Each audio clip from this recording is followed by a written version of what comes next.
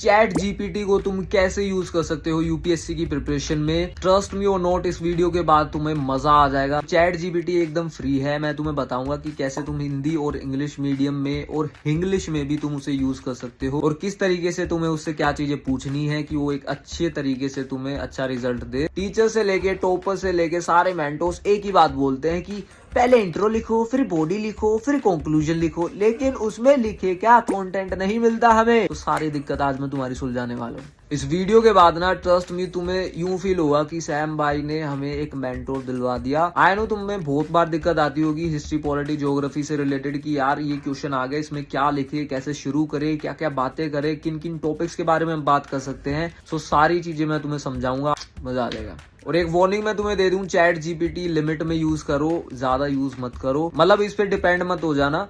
Chat GPT तभी बढ़िया है तुम्हारे लिए जब तुम खुद भी पढ़ लिख रहे हो, तुम अपना कंटेंट, जो तुम्हारी अपनी नॉलेज है, खुद का जो इन्फॉर्मेशन है, वो उसके साथ अप्लाई करोगे ना, तब एक बेटर आंसर बनेगा। सो ये हमने लिया यूपीएससी का 2019 का क्वेश्चन पेपर एसए का। अब इसमें से ये क्वेश्चन उठाते हैं और वो चैट जीपीटी से पूछते हैं और देखते हैं कि वो कैसा आंसर उसका देता है। सो एक बेसिक सा क्वेश्चन यहाँ से मैं उठाता हूँ कि biased media is a real threat to Indian democracy. So ChatGPT की एप्लीकेशन पे आ गई, ये कैसे डाउनलोड मारनी है वो भी मैं तुम्हें बता दूंगा, ठीक है। लेकिन पहले तुम देखो इसका यूज कैसे करना है। सो जो हमारा क्वेश्चन था ना वो हमने यहाँ पे लिख दिया है एंड इसके नीचे अब तुम्हें पूछना कैसे है इससे वो देखो, ये बड़ा इंपॉर्टेंट है। सो यहाँ पे हमने लिख दिया write me 50 points on the above essay of UPSC mains level. तुम इससे चाहो तो इंग्लिश में पूछो, तुम चाहे इसे हिंदी में भी पूछ सकते हो, तुम चाहे इसे इंग्लिश में भी पूछ सकते हो, मतलब इंग्लिश प्लस हिंदी जो भी तुम चाहो, बंगाली, तमिल, जिस भी लैंग्वेज में तुम इससे पूछना चाहो तुम पूछ सकते हो, ये जवाब दे देगा। एंड पॉइंट्स में मैंने इससे इसलिए पूछा ताकि क्योंकि इससे ना पढ़ने में थोड़ा आसानी होती है। पैराग्राफ में लिख के देगा बहुत बड़ा, उसमें बोर हो जाते हैं पढ़ते पढ़ते।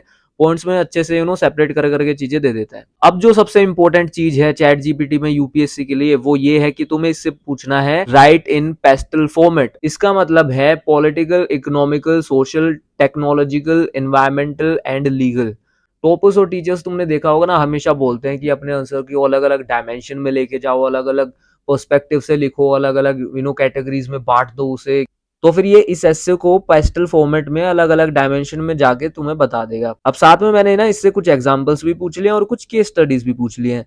सो अब देखते हैं कि ये देता क्या है। सो ये तुम देख सकते हो उसने लिखना चालू कर दिया है पॉइंट्स में, ऊपर से नीचे धड़ाधड़ ये लिखे जा रहा है, लिखे जा रहा है, लिखे जा रहा है। एंड कई बार होता क्या ना, ये लिखते लिखते रोक देता है। जैसे हमने इसे 50 पॉइंट्स पूछे तो फिर ये कई बार होता है कि 40 पे रुक जाता है। तो उस मोमेंट पे ना तुम इसे खाली कंटिन्यू लिख दोगे ना तो ये लिख देगा। यहाँ पे तो इसने 50 पॉइंट्स लिख दिए थे, ठीक है। अब मैं 50 के आगे कंटिन्यू लिखा, ये और भी बता देगा, इसकी हरामजादे की कोई लिमिट ही नहीं है। सो अब देखते हैं कि इसने लिखा क्या है। सो तुम देख सकते हो पेस्टल फॉर्मेट में इसने दे दिया है। अब चैट जीपीटी से ना तुम्हें सिर्फ खाली कंटेंट का आइडिया लेना है, तुम्हें इसका कोई भी मतलब यूं नहीं करना कि डिट्टो चेप दिया तुमने, वो रटने वाला काम नहीं करना है, ठीक है। आंसर हमेशा तुम्हारा अपना खुद की लैंग्वेज में होना चाहिए, खुद का होना चाहिए। तुम बस इससे ना थोड़ा आइडिया ले सकते हो कि हाँ आंसर में क्या क्या चीजें लिखी जा सकती हैं। एंड उसके लिए तुम्हें कई बार मेंटोर की जरूरत पड़ती है, खासकर जो बच्चे घर से तैयारी करते हैं कि हाँ यार हमारे पास कोई टीचर नहीं है, कोई मेंटोर नहीं है जो हमें गाइड कर दे, इस क्वेश्चन में हम फंस गए, क्या लिखे क्या नहीं लिखे।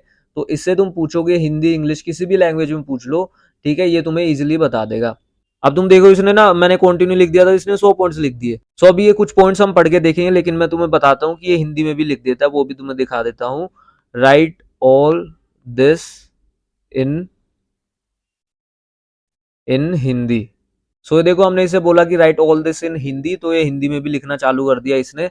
अब ये तो लिखता रहेगा भाई, इसकी कोई लिमिट नहीं है। एंड ऐसा नहीं है कि तुम्हें इंग्लिश में पूछना है फिर हिंदी में पूछना है, नहीं। जैसे हमने स्टार्टिंग में लिखा था ना, तुम इससे सीधा ही हिंदी में पूछ सकते हो। जैसे ऊपर हमने पूछा था ना कि ये ऐसे लिख 50 पॉइंट्स में, यहीं पे एक लाइन में आखिरी में लिख देना कि राइट इन हिंदी, तो ये हिंदी में भी लिख देगा। सो अब देखते हैं कि इसने लिखा क्या है। सो पॉलिटिकल में तो इसने बता दिया कि कैसे नैरेटिव शिफ्ट हो सकते हैं, इन्फ्लुएंस कर सकते हैं नैरेटिव्स को। और इकोनॉमिक में भी इसने एडवर्टाइजमेंट रेवेन्यू इन्फ्लुएंसेस कंटेंट, ये वाला पॉइंट दे दिया है, काफी अच्छा है। मतलब यहाँ पे ना थोड़ी सी वो क्रोनी कैपिटलिज्म वाली बात आ जाती है। अब सोशल एस्पेक्ट में इसने बताया कि biased reporting can contribute to societal polarisation, media framing shapes public opinion on social issues, sensationalism affects public discourse and awareness. Technology वाले में भी इसने थोड़ा सा ना डीप फेक का जिक्र कर दिया, एल्गोरिदम वगैरह ये सब चीजें। यहाँ पे तुम कैम्ब्रिज एनालिटिका वगैरह का भी एग्जांपल दे सकते हो। इन्वायरमेंट में भी इसने थोड़ा सा ना परसेप्शन वाली बात बोल दी है कि media can influence public perception of environmental policies, ठीक है। जैसे आरए फॉरेस्ट वाला इशू उठा था कि कुछ लोग बोल रहे थे कि वहां पे बननी चाहिए, नहीं बननी चाहिए। तो उसके बीच में ना मीडिया का काफी बड़ा रोल हो जाता है। अब मीडिया जिस पर्सपेक्टिव से दिखाएगी यार, लोगों के दिमाग में तो वही जाएगा ना। लीगल में तो इसमें बता दिया कि लीगल फ्रेमवर्क्स में restrict media freedom, defamation laws impact media regulations, affect editorial independence. And ChatGPT का एडवांटेज क्या है, इस पे हर टॉपिक का आंसर है। तुम इससे कुछ पूछ लो, ये हर चीज पे कुछ ना कुछ बैंड ही देगा। चाहे तुम इससे history, geography, polity, international relations, internal security, जो भी क्वेश्चन तुम पूछोगे किसी भी लैंग्वेज में, चाहे तुम इंग्लिश, हिंदी, इंग्लिश, किसी में भी तुम पूछो, ये बता देगा।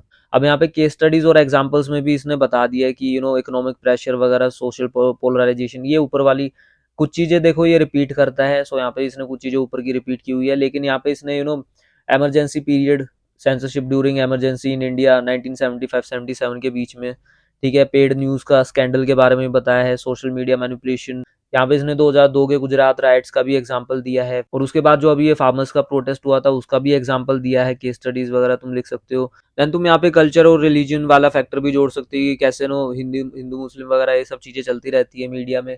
अब यहाँ पे इसने बताया 33 वाला जो पॉइंट है, क्राइसिस रिपोर्टिंग, सेंसेशनलिज्म का काफी यूज होता है कि उन्हें हाई व्यूज आए। तुमने देखा होगा ना कोविड-19 के टाइम काफी ज्यादा रिवर्स माइग्रेशन हुआ था, जो मजदूर वगैरह थे दिल्ली में या फिर एनसीआर वाले एरिया में, तो तुमने देखा होगा वो साइकिलों पे अपने घर जा रहे थे।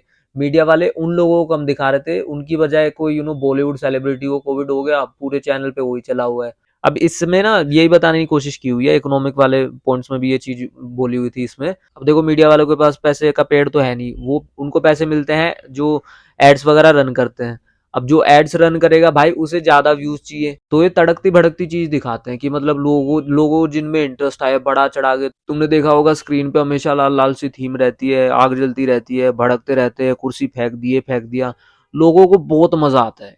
एंड इसमें ना कहीं यार मीडिया वालों की तो गलती है ही है, साथ में लोगों की भी गलती है। अब देखो मैं तुम्हें बोलूं कि कल एक आदमी ट्रक के नीचे आके मर गया, तो तुम्हारा कुछ ऐसा खास रिएक्शन नहीं होगा कि हाँ चलो भाई दुख हुआ ये जान के, और तुम उस बात को वहीं पे खत्म कर दोगे, तुम उसमें कोई इंटरेस्टेड नहीं होगे। लेकिन मैं बोल दूं तुम्हें ना कि बॉलीवुड का एक सेलिब्रिटी ट्रक के नीचे आके मर गया, तो अब तुम्हारा यूं हो जाएगा कि कौन मर गया, कैसे मर गया, भाई मेरे को तो वीडियो भी चाहिए, ये चाहिए, वो चाहिए। 70 लोगों को तुम शेयर करोगे, दोस्तों के साथ डिस्कशन करोगे कि ये देखो बॉलीवुड का वो मर गया ट्रक के नीचे, ये मर गया।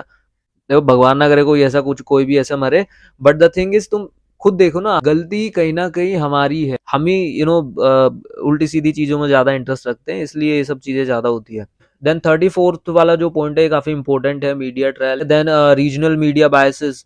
अब रीजनलिज्म भी काफी है मीडिया वाले में कि हाँ जो लोकल न्यूज चैनल्स होते हैं वो बिहार का है न्यूज चैनल, और बिहार वाले की और छत्तीसगढ़ वाले की, वो एक कहीं ना कहीं हो जाता है कि यार अपने स्टेट का थोड़ा ज्यादा साइड लें, समझ रहे हो। देन उसके बाद आता है कि कॉर्पोरेट ओनरशिप इन्फ्लुएंस, कि जो प्राइवेट कंपनीज ही तो ओन करती हैं मीडिया हाउसेस को, सो वो तो अपने हिसाब से थोड़ा चलाती हैं चीजें। देन रिलीजियस बायसेस, ये भी बता दिए इसने, कॉम्युनल हार्मनी कैसे ये चीज होती है। देन का जम्मू कश्मीर का भी एग्जांपल दिया है, कोविड-19 का भी इसने दे दिया है, spread miss information during pandemic. अब ये एग्जांपल भी इसने भयंकर दे दिया है कि एलजीबीटी कम्युनिटी का जो इश्यूज होते हैं, मीडिया का बहुत बड़ा रोल है भाई। अब मीडिया चाहे तो उन्हें दिखाए कि यार ये चलो जो अपनी डिमांड कर रहे हैं वो सही है, ठीक है। मीडिया चाहे तो यूं भी दिखा सकती है कि ये गलत है। अब जो पर्सपेक्टिव है, जो नैरेटिव्स हैं सोसाइटी में, ठीक है, वो मीडिया वाले ही चलाते हैं। मतलब जो हमारी सोच होती है ना, जो हमारा खुद का पर्सपेक्टिव होता है एक आम नागरिक का, हमारा पर्सपेक्टिव, हमारी सोच हमेशा इधर उधर से कहीं से सुन के ही बनती है, ठीक है। पैदा तो हम एकदम जीरो हुए थे, हमें एबीसीडी भी नहीं आती थी, सारी चीजें हमने किताबों में पढ़ी, अखबारों में पढ़ी, टीवी में सुनी, देखी, फिल्मों में देखी, इधर उधर देखी।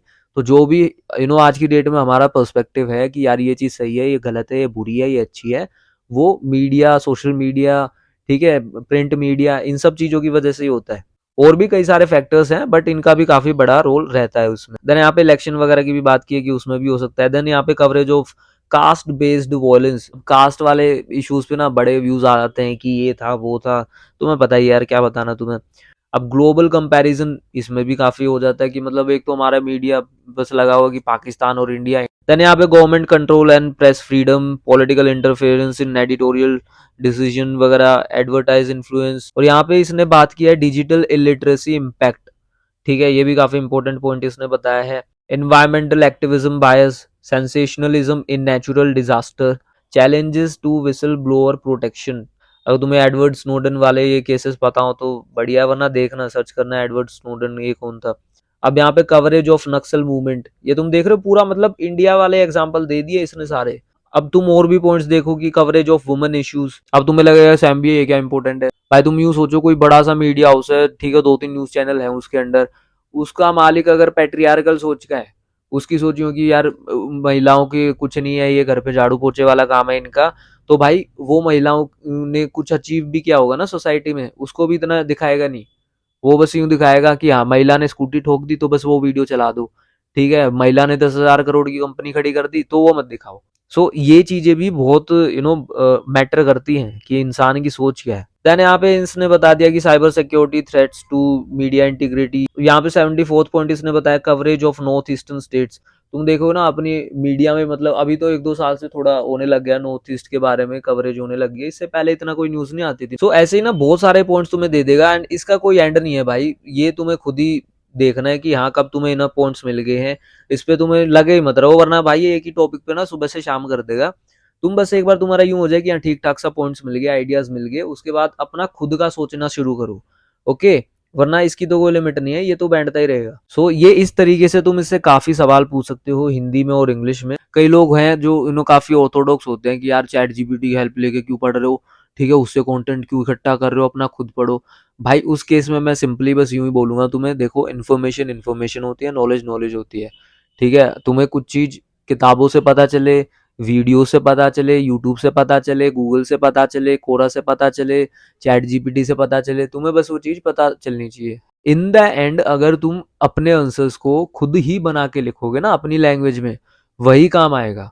और एक आंसर पे मैं कह रहा हूँ ज्यादा टाइम मत लगाना इससे पूछने में, बस थोड़ा सा तुम इसे सर्च किया करो, ठीक है, थोड़ा सा ब्रेनस्टॉर्मिंग होगी, तुम्हें कई सारे नए पॉइंट्स मिलेंगे, क्योंकि किताबों में एक लिमिटेड नॉलेज है वो छप के रख गई है, ठीक है, तो तुम थोड़ा बहुत इसका यूज कर सकते हो, काफी हेल्प करेगा। चैट जीपीटी डाउनलोड करने के लिए तुम गूगल प्ले या फिर ऐप स्टोर में जा सकते हो, वहां पे तुम सर्च करना चैट जीपीटी। चैट जीपीटी जैसे तुम्हें बहुत सारी एप्लीकेशन दिख जाएंगी, लेकिन तुम वो डाउनलोड करना जिसपे सबसे ज्यादा रेटिंग्स हो, सबसे ज्यादा डाउनलोड्स हो। तुम ध्यान से देख लो इसका लोगो कैसा है और रेटिंग्स रिव्यूज वगैरह देख लेना। और डाउनलोड करने के बाद इसे तुम ओपन करना, उसके बाद ये तुम्हारा फोन नंबर और ईमेल आईडी कुछ मांगेगा, वो अपना भर देना एंड उसके बाद ये चालू हो जाएगा, जिसके बाद तुम अपना इससे कोई भी कुछ भी क्वेश्चन कॉपी पेस्ट करके पूछ सकते हो या फिर खुद भी टाइप करके पूछ सकते हो। धन्यवाद।